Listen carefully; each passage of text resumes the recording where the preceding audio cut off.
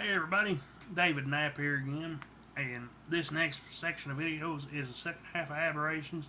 Now the first half covered a young man going through a suicide, and the stories from that are the stories of the people that he had walked across their graves and bled on the stones, and death felt he needed another stories. The second half is about a demon named Ferox. This was originally a Kindle book I put out there called Requiem of the Damned, but I combined them together with it and to make Aberrations a collection of dark short stories. So that it would make a full book that I could publish. The thing about Aberrations is you can crack it open anywhere and start reading a story. You don't have to read them in order at all. I will post a link to it in the description if you want to buy it, download it, or if you just want to be awesome and subscribe to my channel and watch the videos. There'll be some videos I'll do of other stories, some you can even watch with your kids, no problem. But these, watch them at your own discretion. This one is called Purgatory. You can try and run all you want. In the end, your past will always be there. Every crime will be punished. Every falsehood will be revealed.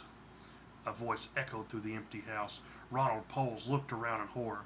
The walls were oozing thick, viscous blood. The stench of rotten decay filled his nostrils.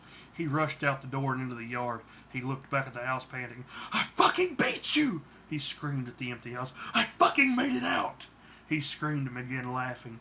He scrambled to his feet and ran until he thought he would collapse. He clambered into his car, covered in sweat, blood, and dirt. He lay back in the seat, panting. He drove home shaking. He dropped his keys 4 times before he got the door unlocked. Once inside, he leaned against the wall and began sobbing. He heard a noise and turned on the light. Then he began to hyperventilate. "Oh, Ronald, you should know by now that this is inevitable." Sitting in a chair was a dark figure. He looked around in horror as realization struck him.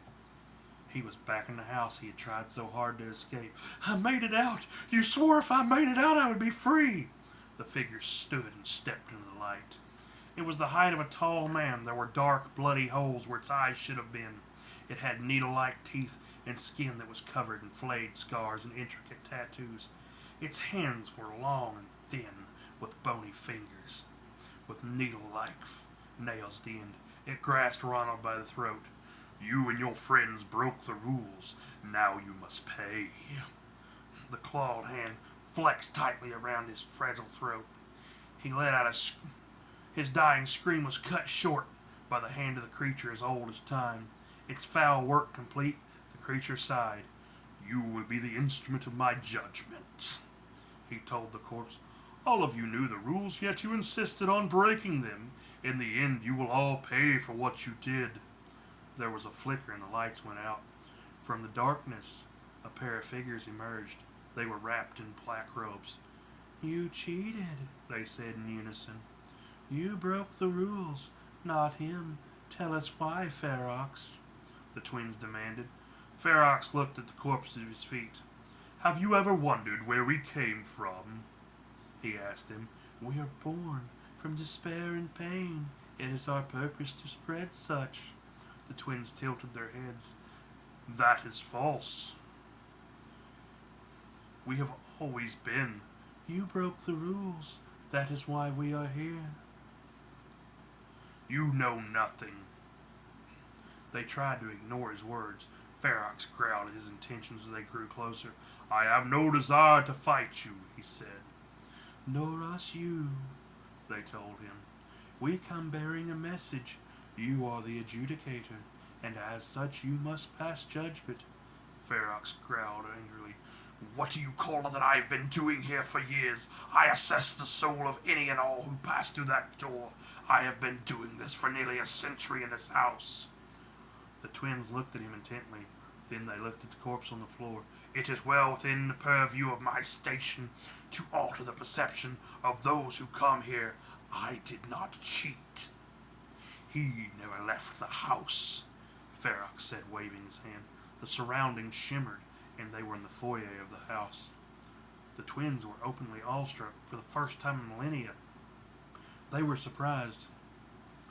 "Whether you cheated or not is unimportant at the moment.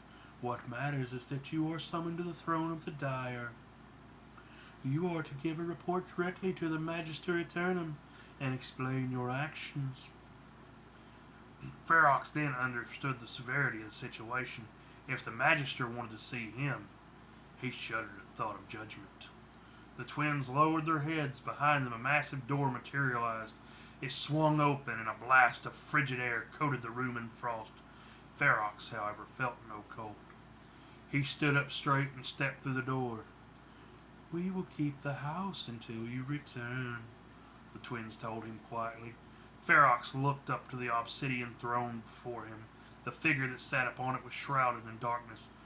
Ferox, you stand accused of conduct unbecoming of an adjudicator. How do you plead to the accusations? A deep voice asked him. Magister, I request a review of the situation. According to the 12 tenets of the damned, I have a right to review the situation in question, he replied firmly. A light chuckle in that emanated from the shadows. Ferox knew it well. He knew in that moment the severity of his situation. A figure dressed in a dark suit with a red tie emerged from the darkness. Death, it's good to see you, he said nervously. Were I in your place, I would not say such things. The Magister may think you were trying to sway the executioner, the Death said, opening the sheath from his side. From it, he withdrew his trademark scythe. Present the souls that have been claimed they were unjustly judged by Ferox, the Magister said in a calm voice. 5 forms appeared from the darkness. Each of them were chained to and bound to a slab of stone.